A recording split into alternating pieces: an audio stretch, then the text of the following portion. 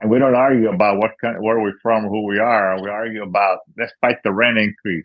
Let's fight the lack of repairs in our apartment building. We're Chicano, we're white, we're black, and we're Salvadorian, but we're here in Los Angeles, in the middle of the Chicano nation, fighting for a better way of life.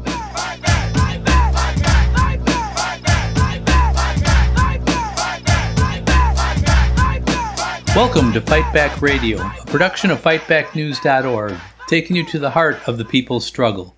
I'm your host, Richard Berg, and today I'm here with Carlos Montes, who's one of the icons of the Chicano liberation movement. He's been a guest here on Fight Back Radio before, and we've invited him back because we're headed into an election where immigration promises to be one of the key issues in this election, and we wanted to get Carlos's perspective on this. He's a founder of the Brown Berets and used to be the Minister of Information of that organization. He was one of the leaders of the walkouts in the Chicano Moratorium. And just, if you go back to our previous episodes of Fight Back Radio with Carlos, we talk in depth about some of this history, and I encourage you to go back and, in fact, do that. But today we want to talk a little bit more about the current events. And Carlos Montes is a founder and one of the main leaders of the Legalization for All network. And so we're going to be talking along those lines. So welcome to Fight Back Radio, Carlos. Thank you, Richard. It's great to be on again. I look forward to continuing to support you and watching all your podcasts. Oh, thank you. Thank you so much. So let's start out by, talking about, Joe Biden just made a big move, which we considered a positive move, about, trying to, give a path to legalization for some of the spouses and others that were, that were, previously hadn't had that kind of legal status. Can you talk a little bit about that, what that is, and why that's significant? Yeah, no, people are definitely happy. It's a step forward. It's an executive order in which folks that have been married to U.S. citizens for over 10 years can apply for temporary resident status and then be in the process of applying for citizenship. So I have, not activists, but community folks that are active in CSO that this applies to them, and they're happy about it. But, I met another housewife a couple of days ago, and she said, "Oh, I've been married 7 years, and that doesn't apply to me." So she was unhappy, and her husband is from El Salvador. She's a Chicana in LA. And so she was unhappy about that and asking, "What can you do? What should I do?" So, well, we got to keep fighting. Join Legalization for All campaign. We demand legalization for all, no deportation, no border wall, So it's something, but he could do more. And we're demanding that he do more, right? And that's why, 2 weeks ago, he did another executive order, which is taking away some rights to asylum. Yeah, right now you can go and cross the border and ask for asylum, and they have to give you an application, and then you wait, right? But he limited to 2,500 people. After 2,500 people come to the border per day, they stop. So, that's being challenged. A lot of the immigrant rights organizations are suing the Biden administration on that. So I think it'll be stopped, right?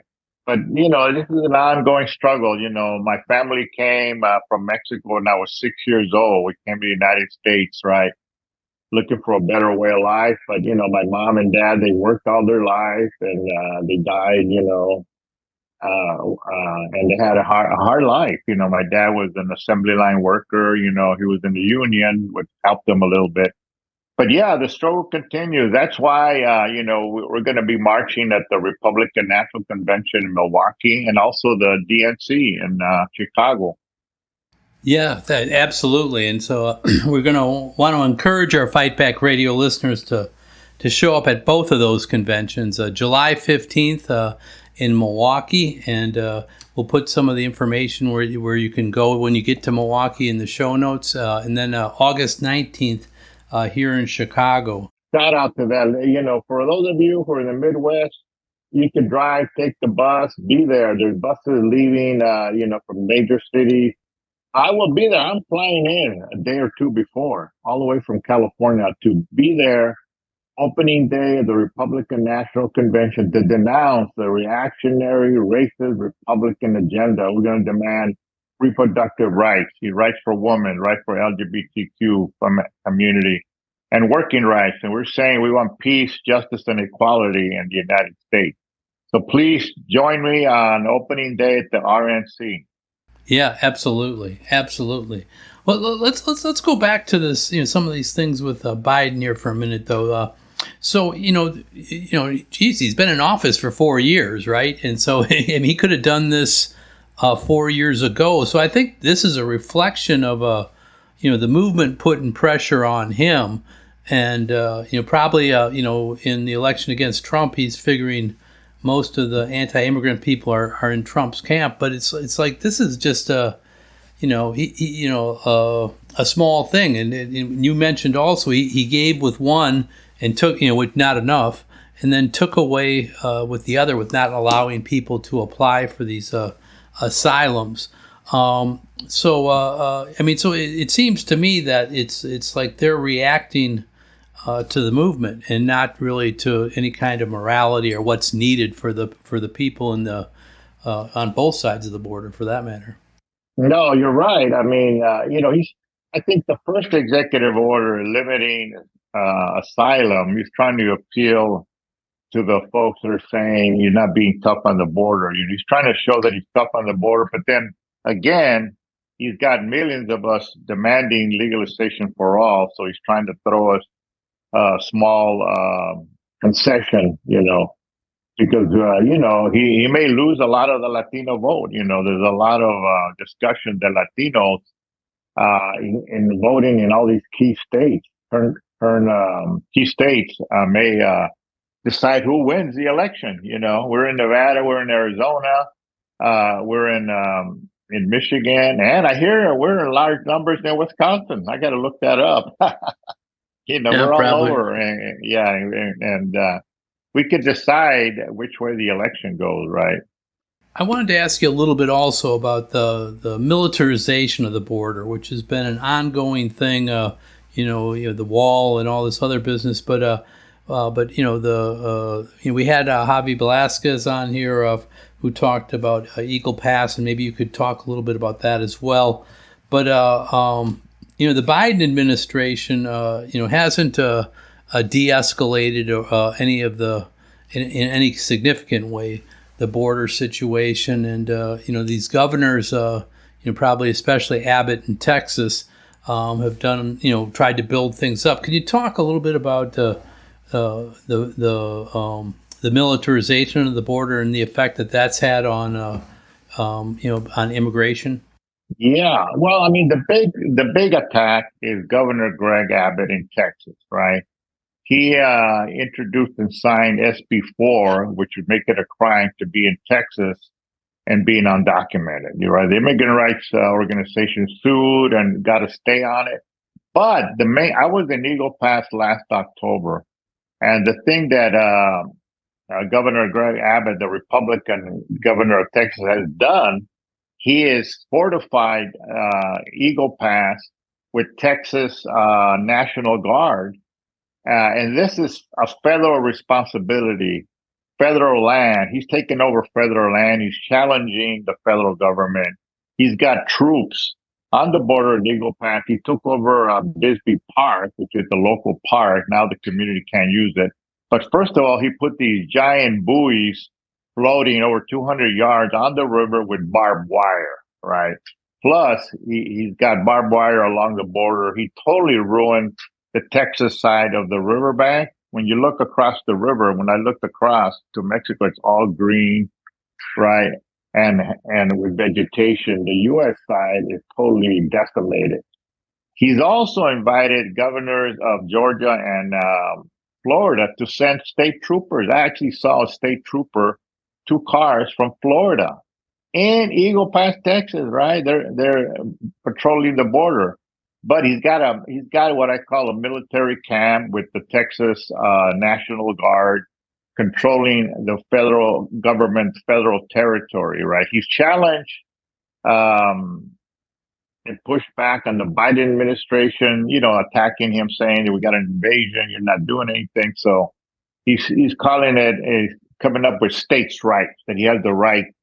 He's even, threatening to secede from the United States, So Texas is really bad. Biden had tried to pass some legislation where he was going to do more money for border enforcement, but more money for the immigration courts and some kind of immigration reform.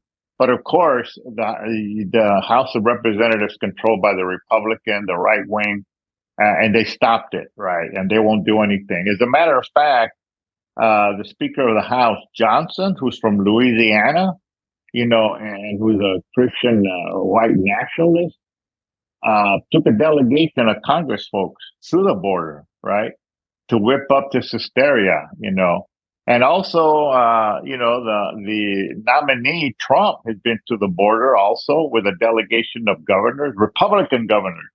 So the Republican agenda is saying, if you heard Trump in the debate 2 days ago, saying, that there's an invasion of immigrants, they're coming, they're committing crime, they're taking jobs, they're raping and killing our women, right? Give me a break. It's proven that all the statistics show that immigrants to the U.S. do not commit crimes. The ones that commit crimes, unfortunately, are U.S. citizens. Yeah. Yeah, right. But yeah, it's really bad, and Texas primarily it's bad. Years ago they beefed up the border along California, the California and Mexico border. So a lot of people that are going to Arizona, and many people are dying.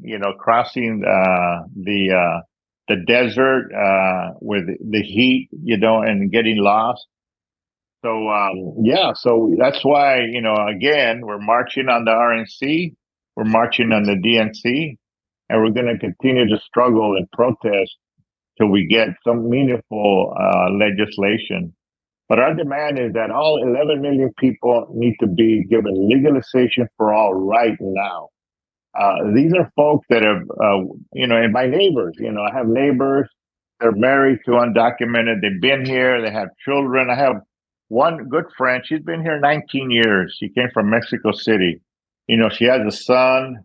She's working her ass off 6 days a week. She has only Sundays off, I mean, a lot of this, if you have people without papers, you create a two-tier work system, an apartheid system where people, are afraid to fight for their rights. They're afraid to form unions. They're afraid they'll get thrown out of the country, especially after they've been here a long period of time. They may have children or whatever, grandchildren or whatever it is, and this kind of it puts a downward pressure on everybody's wages. So we need full equality. We need legalization, equal rights for everybody.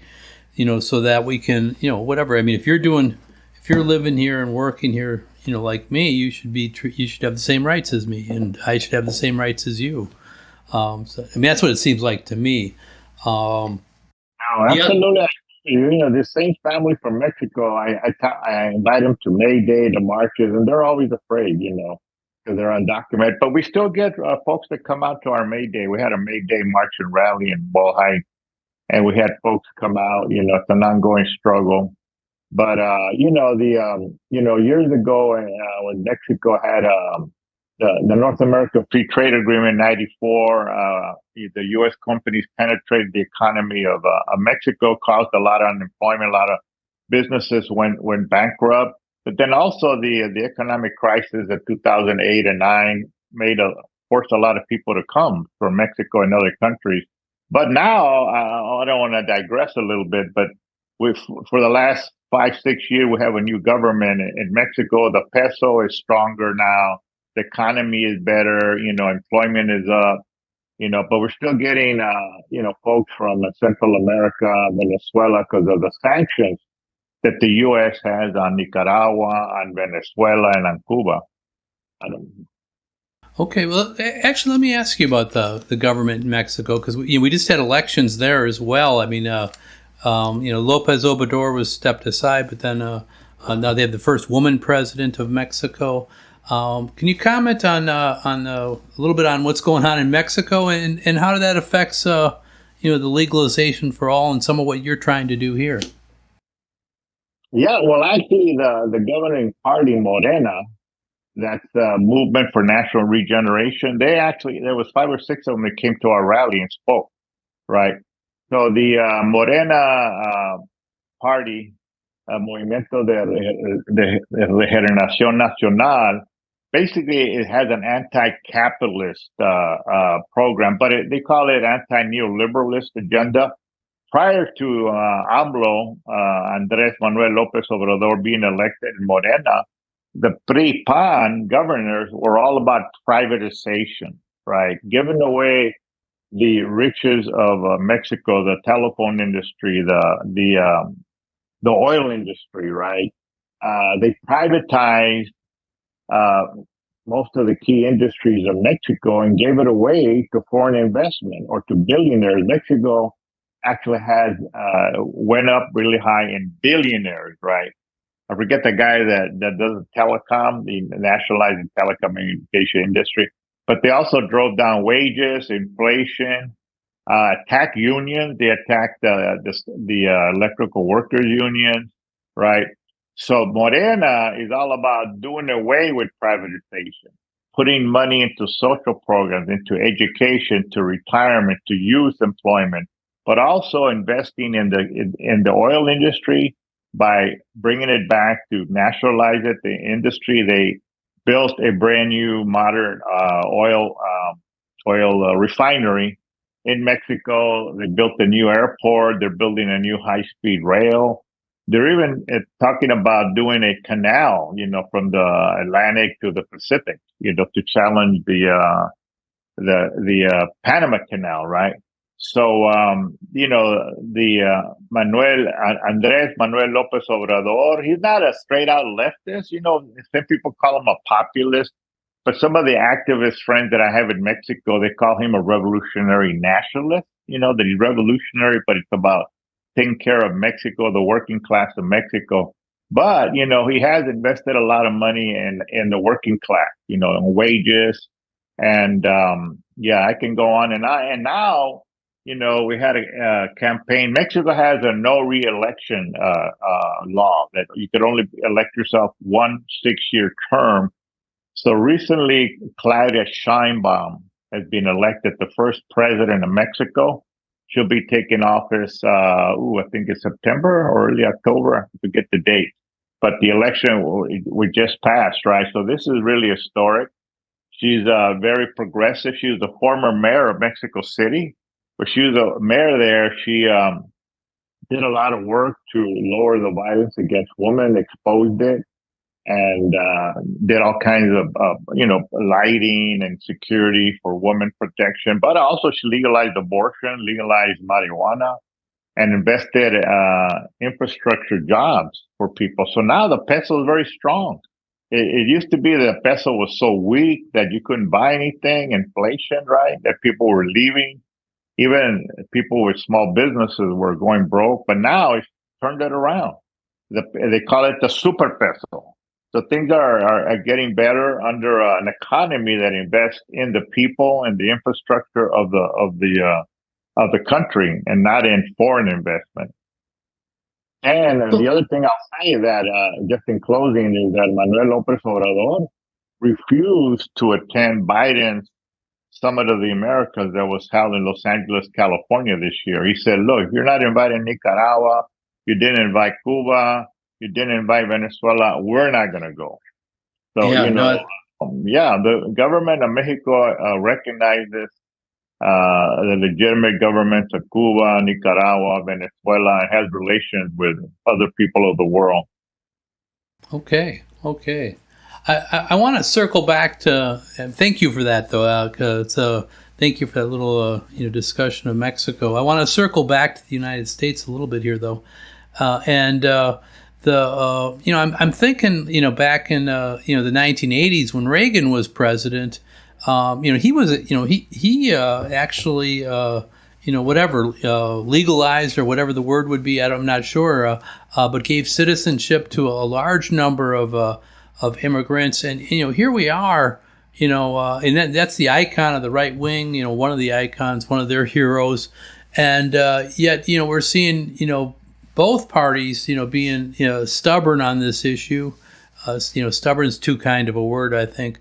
And why can't Biden be at least as progressive as Reagan was in the 1980s? I mean, how do you see that? Yeah, no, he wants to win the election, so he wants to show that he's tough on immigration, right? So he's in a situation where he wants to do some meaningful reform, but then, he's getting hit from the right side that, especially what Trump was saying, that we're being invaded. Even Governor Abbott said it's an invasion, right? So, he's trying to appeal to the center or to the right. I think Biden is, to win this election, But at the same time, he knows that he can't alienate us in the Chicano, Latino, Mexicano, Central American community, because then we'll won't vote for him. There's a lot of young people that are disillusioned with both parties and are saying they're not going to vote. Not only for immigration but Palestine, the war in Iraq. So, but definitely, you saw Trump at the debate Thursday night, just saying they're coming in, they're murdering, they're raping that woman. Oh my God, and lying. At least I like when Biden called them a liar and a fool. Did he call him a fool or a bum? What did he call him? I think he called him a liar. Yeah. But he didn't do enough. Obviously. Well, I mean, I think that's the problem. I mean, you're right. I mean, it seems to me that the racism of Trump is, just appealing to the worst of people in our country of all classes and trying to rile that up. But the Biden people seem to be like, well, what's going to make money for my team, and some of this is a little bit like the borders. They treat like a faucet, depending on do we need to increase the number of workers or do we need to slow it down or whatever. And the racism, I think, helps create this apartheid system in this country where some people have rights and some don't. But whether you let people in or not, that's more a question of do we need to increase the supply of labor or slow it down? Yeah. I mean, that's the whole thing with Ronald Reagan, it was 1986, but, we marched in the street for 10 years, demanding some kind of immigration reform, right? So it was a combination of us protesting in the street, but you also, being a Republican and catering to Republican big business of legalizing a workforce, it was called IRCA, Immigration Reform, IRCA, something act, and you're right. I have a lot of friends and people that were able to get the residency and become citizens, right? And but it was a Republican. He didn't do it for humanitarian purposes, just like you pointed out. That the Republican Party, the big business, especially agribusiness. You have California, which is the garden or the agricultural center with Florida. I don't want to diss Florida, right? Of the United States. But I was also in Boise State, Idaho. When we had the mega marches, like people are saying, where'd all these Mexicans come from? Like 30, 40,000 people marching in Boise State, Idaho, right? Wow. And the Republican governor, remember, pushing for some kind of workforce immigration. But I'll say we don't want a temporary workforce permit. Some of the Republicans are pushing for gives people a permit to work, with no rights to stay, no right to apply for permanent residency, much less citizenship. And many times these guest worker programs, the workers are exploited with low wages and bad living conditions. No, you're right. Yeah. So, I mean, the movement, you raise a good point. The movement here, makes a difference too. I mean, I was talking about supply and demand and whatever racism, and I think those are in the heads of the rulers of our country.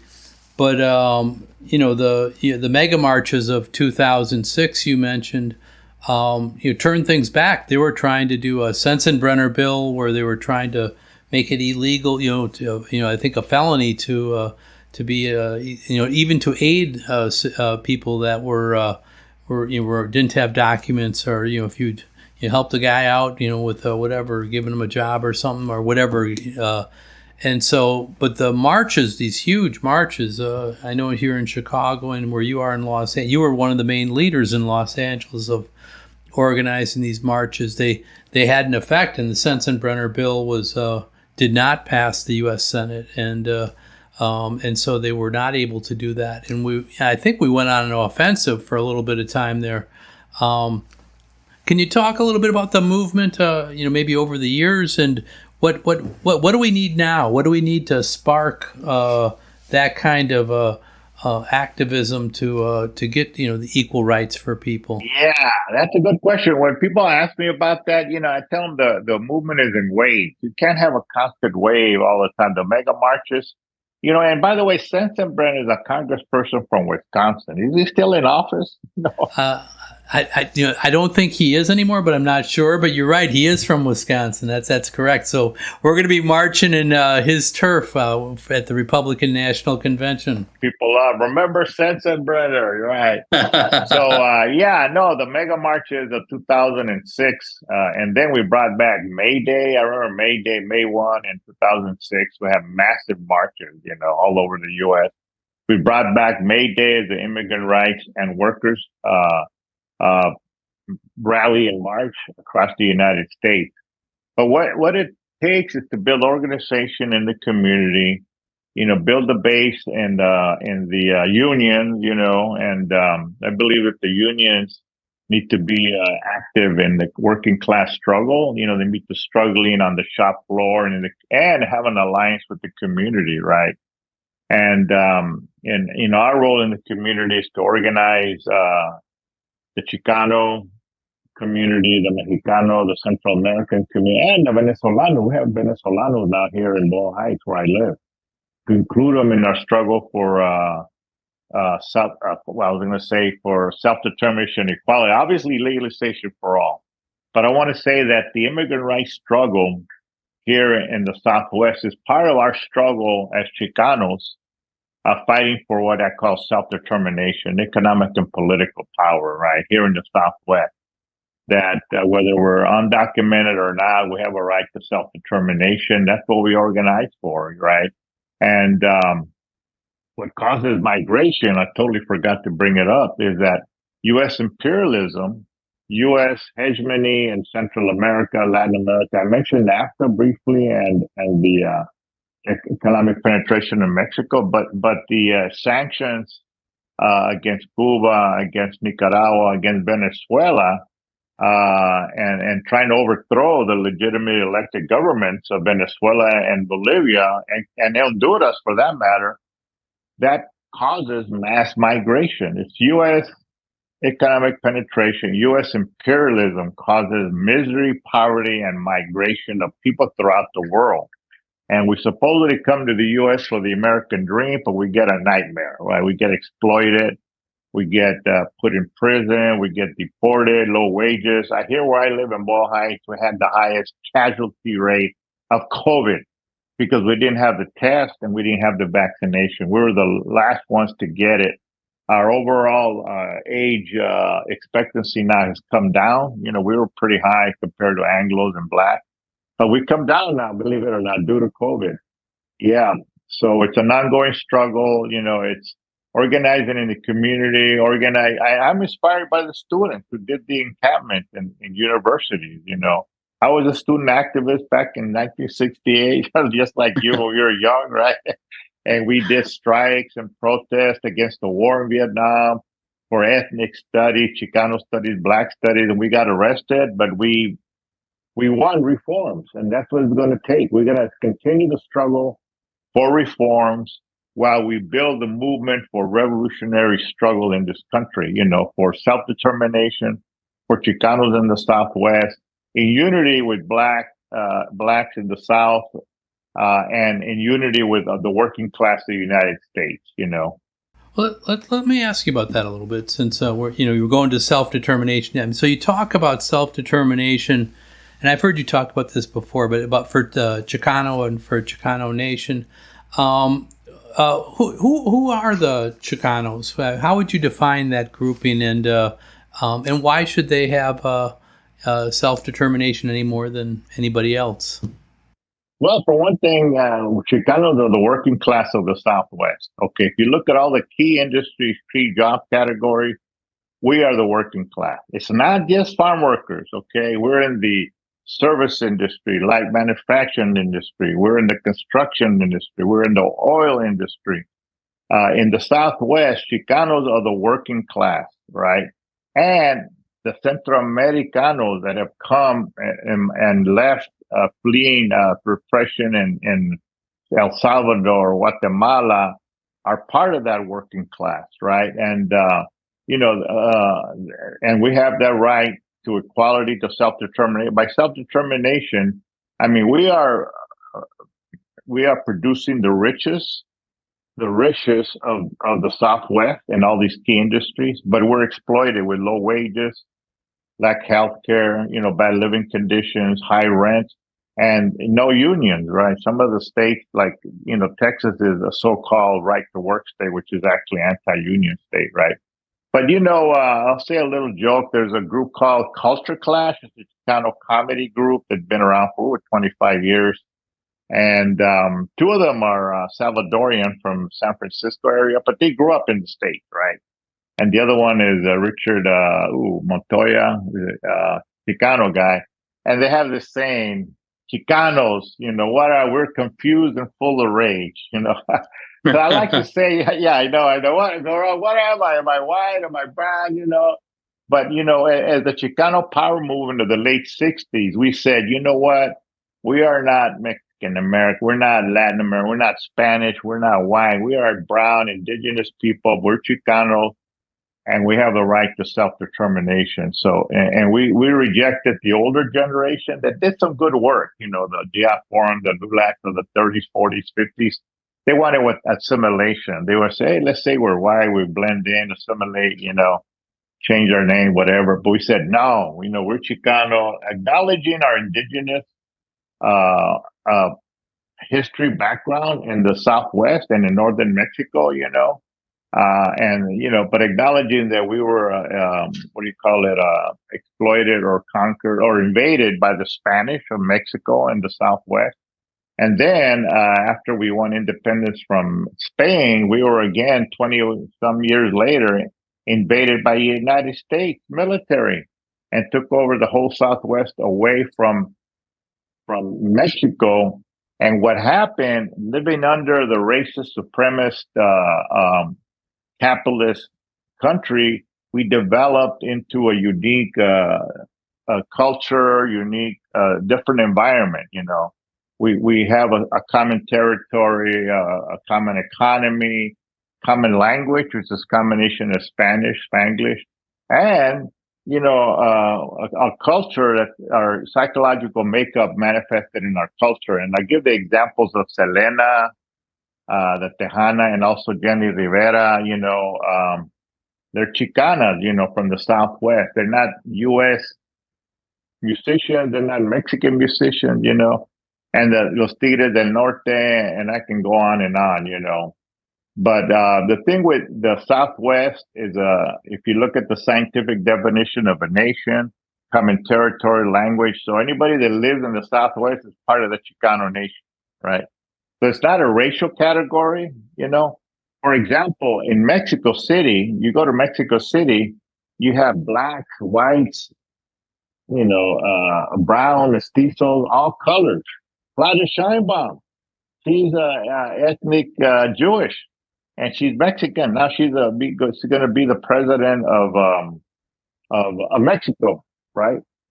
And so same thing in the Southwest. You live in the Southwest, we have a lot of Centro Americanos that live in East LA. They get married with Chicanos that have offspring. So they are part of the Chicano nation. Okay. So, and that's changed actually, a bit, from the time in the late 60s when you were calling for Chicano power. The immigration from Central America has been, substantial. El Salvador, Honduras, whatever, Guatemala. I'm not sure all the countries are the numbers, but you live in Los Angeles, you must see this, and so that's no doubt affected some of the the culture and the how people view themselves. No, absolutely. I have some good friends of mine that their father is from El Salvador or mom is Mexican, but they grew up in East LA. So you talk to them, you assume, oh, you're born and raised in East LA, but then, but my father's from El Salvador, or my mom's from, El Salvador. There's a lot of intermarriage. And, I gave the example of my good friend from Mexico City. Her mom immigrated here earlier, and she didn't marry. I told her she should have married the guy. It was Chicano. She lived with a Chicano for the last 15, 20 years. And has a son, his name is Anthony. He's already 15 years old, right? So I tell them, look, he's a Chicano, right? They laugh at me. They like to say, they're proud to say they're Mexican, and I'm not going to argue with them, right? But I tell them, look, you're in LA now, and you're facing the same racist conditions we all face. And I go, but look at Anthony, man. He's bilingual. He likes hip hop. He likes ranchero music. He dresses like the guy down the street, right?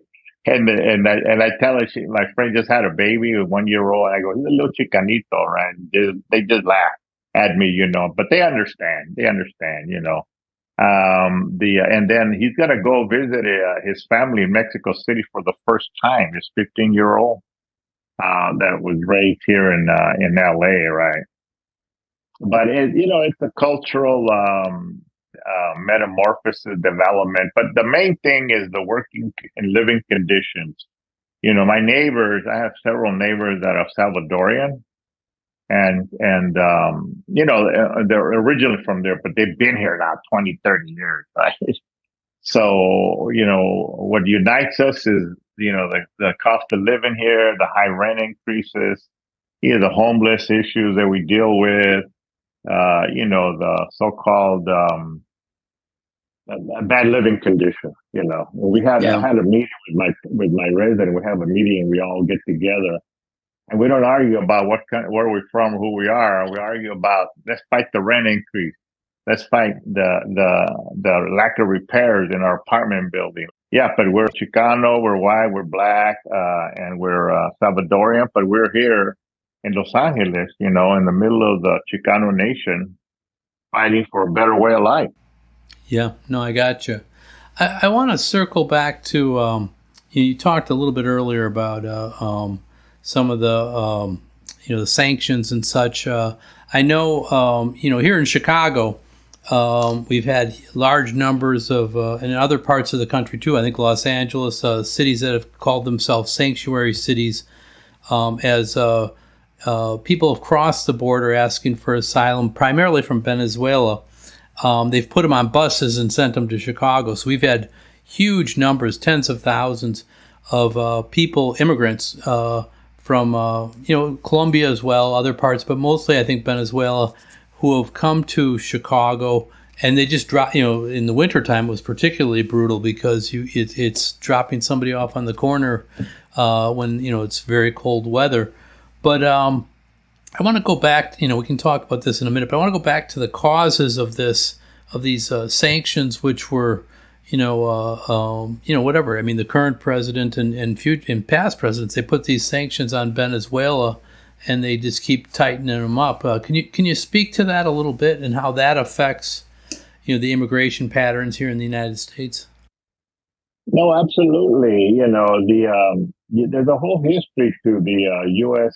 attack and sanctions on Venezuela. Before I forget, Trump, while he was president, threatening to invade Venezuela, right? But I forget the year in which the U.S. initiated the sanctions. Now, people don't know what is a sanction. That means you can't do business. It's like someone taking away your credit card, your debit card, and not have that, and you don't have access to your money. What would you do, right? Well, that's what happened with Venezuela. But what they did, they also confiscated what they call their gold bullion. Countries of the world have what they call gold bullion, and they store it in so-called safe places like the Bank of England. Well, Venezuela had their gold bullion confiscated. I call it stolen by England, and the order of the U.S.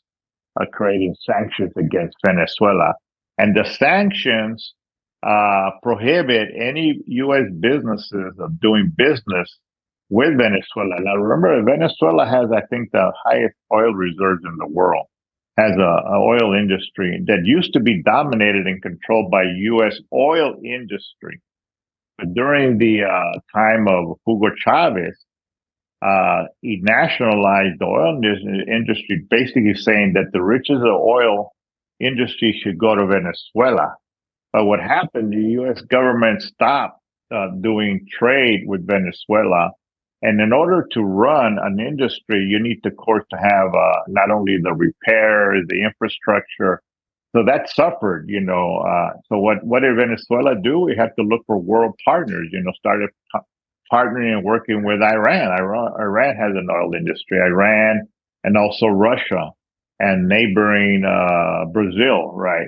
When I was by the way, I forgot to say, I was in Venezuela last March. During the 10-year anniversary of the passing of Hugo Chavez, right? And it was awesome. I was all over Caracas. I was saying Caracas, Venezuela. I went with this other Chicano, this other African American woman. Actually, she's Colombian, Guyana, but she lives in the States now, right? And we walked around all over Caracas, and I'm telling you, I didn't see any homeless. I didn't see any drugs. Any gangs, any graffiti except for political graffiti. People were going to school, working, everything was functioning. Nobody approached us. Nobody jacked us up. In LA, across the street where I live, there's a homeless camp in the park, and we have homeless people come every week. There's a new group, right? And they're on drugs, they're mentally ill, and then we have gangs, we have gang shootings and stuff. But my point is that even under these harsh conditions, Venezuela has been able to survive and thrive and continue, right, to build its economy. But, remember that Venezuela is still what they used to call a third world country, underdeveloped country, still a lot of underdevelopment, has a big countryside. And the folks in the countryside are really hurt by the sanctions by the United States. The sanctions, allowing Venezuela to do trade and buy goods from U.S., other countries, really hurt the working people, And Venezuela has been able to survive. Talking about medicine, we can't buy medicine from the Europe or from the U.S. I went to a pharmacy, and you'll never guess where all the pharmacy was from, all the medicine. And it was packed. And you had somebody walking around saying, "We might help you." It was all made in Brazil. Oh my gosh. I know. So the thing is, look, you had sanctions, you're going to do business with me. Okay, we're going to go to China. We're going to go to Brazil, Iran. Iran because of the trade with the oil industry, the countries. So to maintain an oil industry, it's not like just oiling your car and putting gas in your car. It's a major infrastructure investment that you have to continually repair and update, And the U.S. is trying to sabotage And the primary reason the U.S. wants the oil in Venezuela, I forgot to mention that, that the oil industry was owned by U.S. oil companies. And when Venezuela said, no, we're going to nationalize it, the oil industry is going to be for oil for the Venezuelans. So yeah, so we have to, do our work, and I talked to the Venezolanos here. They're staying at a I forget how you say home for men, right? I go talk to them, and I talk to them about Hugo Chavez. They love Hugo Chavez. They love their country, but they were forced to come to the U.S. just like my family. We came to the U.S. looking for a job, for a better job. Looking for what one Cuban told me was the Disneyland dream. We look at the movies and TV, Disneyland. Everything's gonna be great. You come over here, and it's the opposite. Yeah. And by the way, those buses are the Texas. Governor Greg Abbott was putting these immigrants from Venezuela and Central Mexico on buses and ship them to LA, to Chicago, to New York. So it was a racist tactic by Governor Greg Abbott, right? But when the buses arrived in LA, the churches, the nonprofit organizations, the immigrant rights organizations, they were ready. They provided housing, clothes, and support. Yeah, I think. I mean, I don't want to speak for New York, but here in Chicago, I think we saw some of that too. Our mayor, who's was elected as my union brother, Brandon Johnson, who also has been a guest on Fight Back Radio, but he's now mayor of Chicago, and we're a sanctuary city, and he took up and did that. But but there was heat, and you're right. Yeah, I think you're right, Carlos. This was designed to drive a wedge between working class people in Chicago, especially. There's been attempts to whip up anti-Chicano, anti-Latino, anti-Venezuelan attitudes amongst the black community, and people like, I know the organization, you're one of the leaders of the National Alliance Against Racist and Political Repression here in Chicago, has played a key role. Frank Chapman and Kobe Guillory and so many others have stood up and really spoken out against that and called for working class unity, for the unity of all oppressed peoples, and so I think that makes a difference. I really do. But yeah, so thank you for bringing that up. Let me pivot again. I know you're also a leader in the Centro CSO, which is the organization in Los Angeles and in the Boyle Heights neighborhood. And last time you were on, you told us several things that were going on there. I was wondering if you could give us maybe a little update on what's going on in the movement in Southern California, in the Los Angeles area, and some of the things that you guys are working on. Yeah, well, Centro CSO, we have a campaign right now against the LA County Sheriff Deputy Gang. We have a petition. A lot of people initially didn't know there were gangs. We say gangs, I'm talking about deputy sheriff gangs, especially in East LA, the banditos, right? So we exposed them. We've had several protests this year at the East LA Sheriff Station. So these are organized crime gangs, but they're also within the Sheriff's Department, the police department in Los Angeles. Sorry, go ahead, Angela. Yeah, they're actually sheriff deputies, and they form gangs. And there's 7 or 8 gangs in the Compton, the South Central area, the Grim Reapers, the Executioners.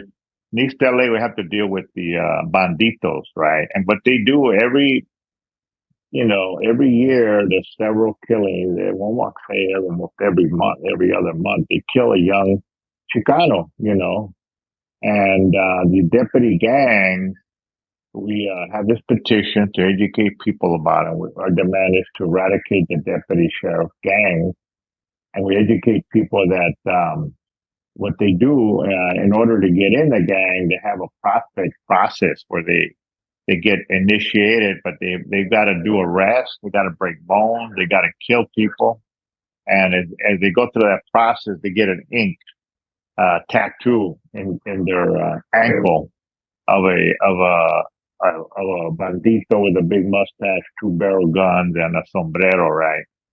And so we have this ongoing campaign against the sheriffs. We work with families who have lost their loved ones. This year alone, we work with Adrian Rios, who was arrested, beaten to death in jail. We his mom and his family. We had a protest in front of the sheriff's station, right? And then recently there was another young man, Martin Sebastian, who was killed.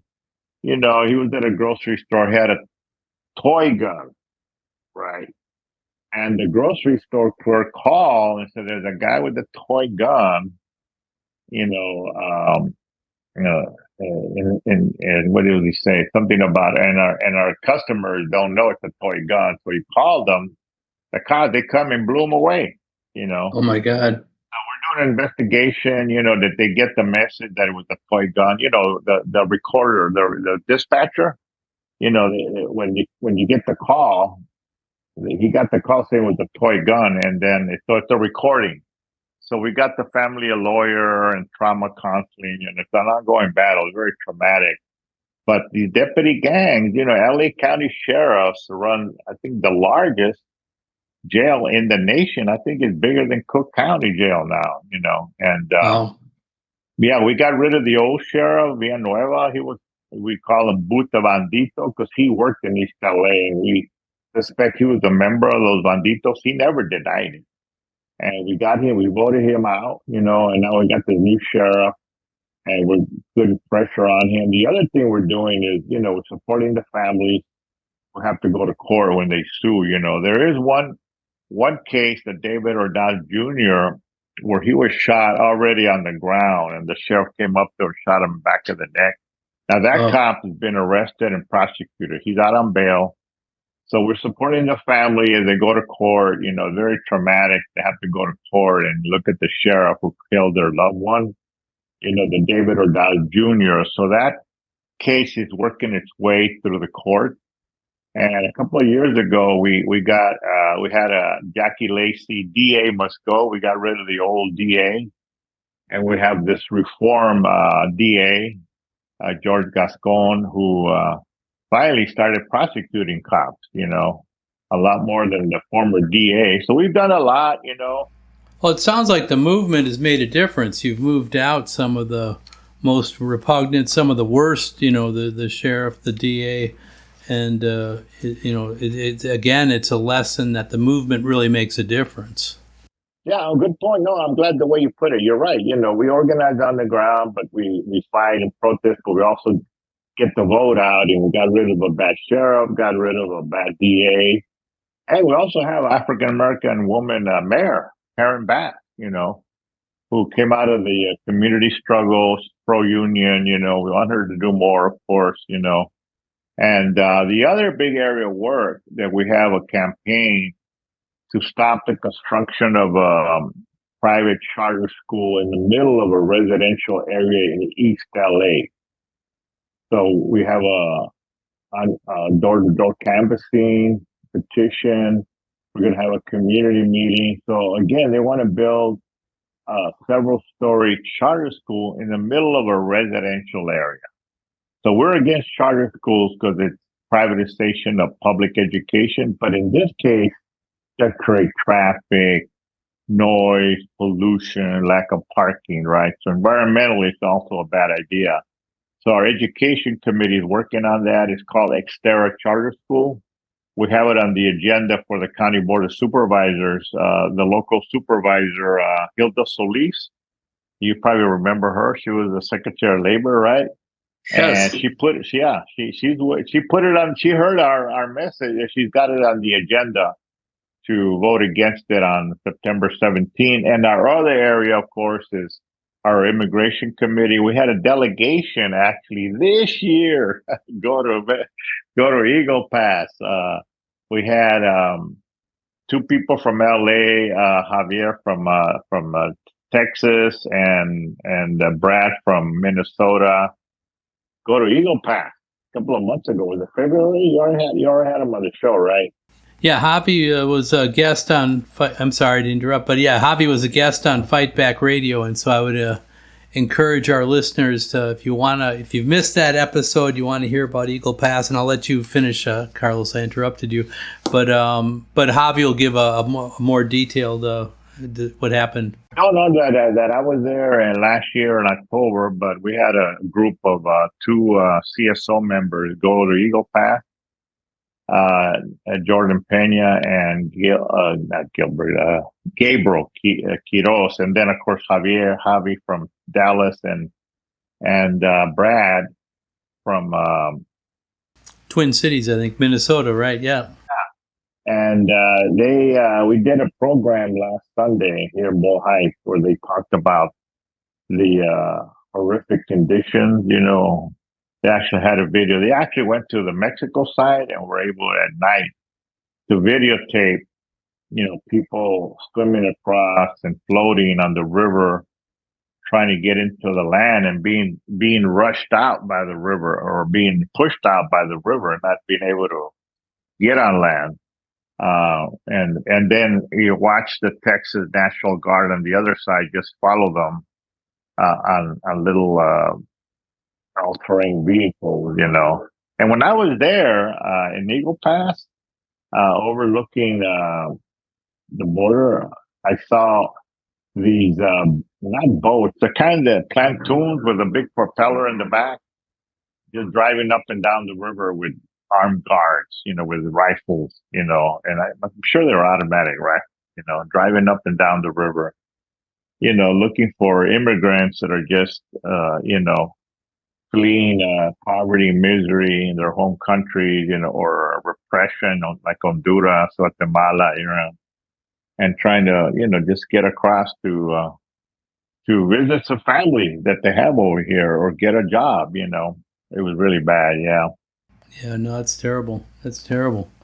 So, and we're winding down here a little bit, but I wanted to, reemphasize, some of the things, and hopefully, we're going to be, airing this episode just a little over a week before the Republican National Convention, which is, it starts on Monday, July 15th in Milwaukee, and we want to encourage all of the Fight Back Radio listeners to come to this, to tell your friends, neighbors, whoever can make it, to be in Milwaukee to protest the Republican agenda.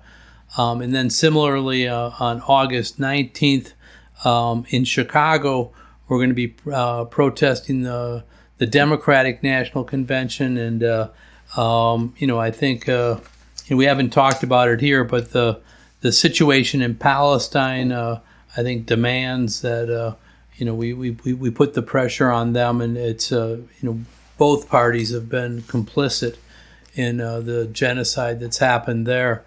So we'll put in the show notes again how people can where to meet or whatever, or if you have any questions about that or whatever, you can give me send me an email at the email address I just gave. But is there anything you want to add, Carlos, before we end the episode? Anything we didn't cover that you wanted to? Just to say the struggle continues. I'm inspired by the students who did the encampments, 18, 19, 22-year-olds that camped out for 20, 30 days. I was in Denver and I talked to some of the students over there during Memorial Day weekend, and again, come out to the RNC. I'm going to be there. I'm a 77-year-old Chicano, right? And I'm going to be there. I paid my credit card, right? I'll be there in Milwaukee, Wisconsin. So I want to see all of you there. And then, of course, I'm going to be at the DNC in Chicago. I love Chicago. I go to Chicago at least twice a year. I have a lot of good friends over there. I want to say shout out to all my friends and solidarity to all the Chicago activists, and the National Alliance and Familias Unidas and SDS and the union, CTU and Teamsters. I have a lot of good friends in Chicago. So I'll be there too, but I want to see you at Milwaukee, Wisconsin. I want to see those buses from Chicago, right? All right. Well, I'll be... Get on the bus. I'll be there with you at both of them, Carlos, and I hope to see some of our Fight Back Radio listeners there as well. So yes, thank you so much. Okay, thank you, Carlos Montes. I think, it was good to get a perspective from the Chicano National Movement as we head into these political party conventions. This is a sad state of affairs that we have Joe Biden running against Donald Trump. It was bad enough the first time, but to see it again is incredible. And I think, we're going to be at both conventions, and I think it's important that people show up and protest. We need to send a message, that we reject the Republican agenda, about abortion. Remember Betsy DeVos in education and the overt racism and rape culture that Donald Trump promotes. Is just it's repugnant. We're not going to take it. And Joe Biden, you don't get a pass just because. The funding a genocide in Palestine is unacceptable as well, and we're going to protest that. And so it kind of brings out the obvious, which is that there's no choices for the working class in the politics that they're giving us right now. Even our national politics are bankrupt. It's not just the president. The Supreme Court has been appointed mostly by people that didn't win the majority vote one time or another for president, and they got the Electoral College, and we got these right-wing nut jobs that are running our Supreme Court, and even in the Congress and the Senate.